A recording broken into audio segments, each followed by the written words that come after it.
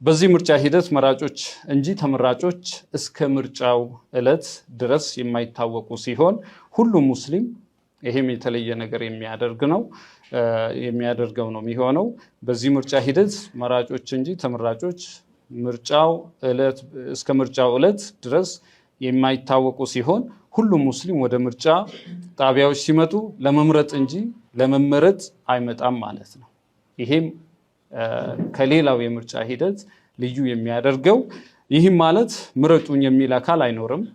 ይህ አካሄድ እስላማዊ አስተምህሮትን መሰረት ያደረገ ሲሆን በዘርፍ ደረጃ መራጮች ተገናኝተውና ሹራ አድርገው ማለትም ምክክር አድርገው ከዘርፋቸው ነፃና ፍትሃዊ በሆነ መልኩ በዕለቱ 5 እጩ ተመራጮችን በመምረጥ ወደ መጨረሻው ድምጽ የመስጠት ሂደት ተሻግረው ድምጻቸውን ከ5ቱ እጩዎች 3 መርጠው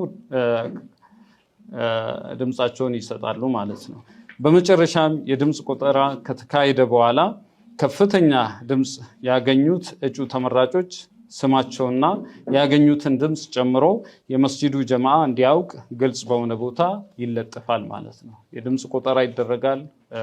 ሰዓቱ ካለቀ በኋላ ቃለ ጉባኤ ይያዛል።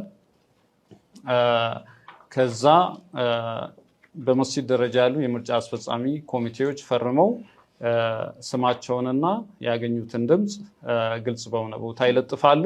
ከዛ ባለፈ ቅሬታዎች ካሉ በ24 ሰዓት ይስተናገዳሉ።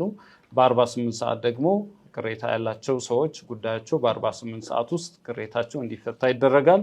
በ48 ሰዓት ውስጥ በየመስጂዱ የተደረገው የምርጫ ውጤት ወደ ወረዳ ምርጫ አስፈጻሚ ቦርድ ይላካል።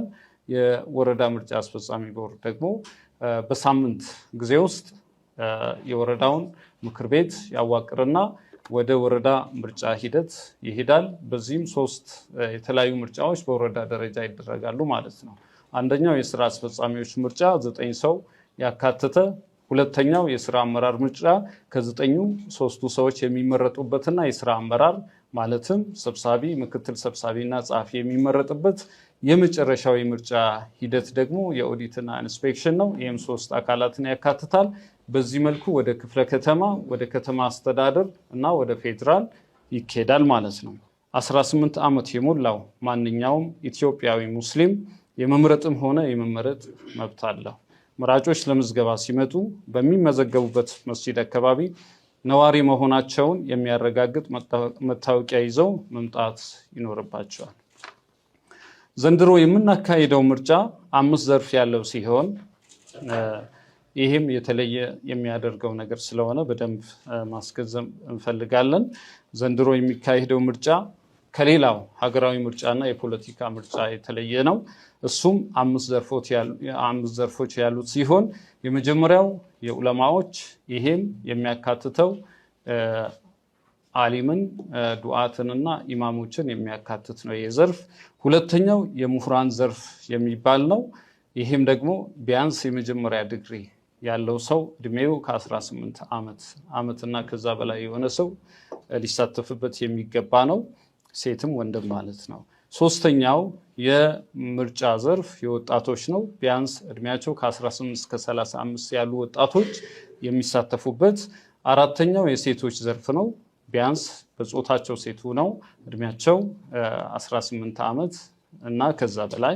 አምስተኛው የሰራተኛ ማህበረሰብ ወይ ደግሞ የሙያ ማህበረሰብ የምንለው ነው። ሰራተኞችን፣ ነጋዴዎችን፣ አርብቶ አደሩን፣ አርሶ አደሩን የሚያካትቱ ናቸው ማለት ነው። ስለዚህ እነዚህ ዘርፎች አንዱ የምርጫ አተገባበር መርሆ ውስጥ ከ5ቱ አካታችነትና ህዝባዊ ተሳትፎ ስለሚል ከዚህ ማዕቀፍ የወጣ ማህበረሰብ አይኖርም ማለት ነው። ስለዚህ ህዝባዊ ተሳትፎን በእነዚህ በ5ቱ ዘርፍ የምናሳካ ነው የሚሆነው ማለት ነው። ከሌላው ከተለመደ ምርጫ በተለየ ሁኔታ ወደዚህ ተቋም በአመራርነት የሚመጡ ሰዎች የሁሉንም ማህበረሰብ ችግር ሊፈቱ የሚችሉ የወጣቱን፣ የሴቱን፣ የምሁራኑን፣ የሙያ ማህበረሰቡን፣ የዑለማዎችን ችግር ወይ ደግሞ አስፈላጊውን ስራ ሊሰሩ የሚችሉ ሰዎች ይሆናሉ ማለት ነው። ይሄ አካታችነቱን በደንብ የሚያረጋግጥና ተቋሙን የሚመሩ ሰዎች ብቃት ያላቸው እንደሚሆኑ ይታመናል ማለት ነው።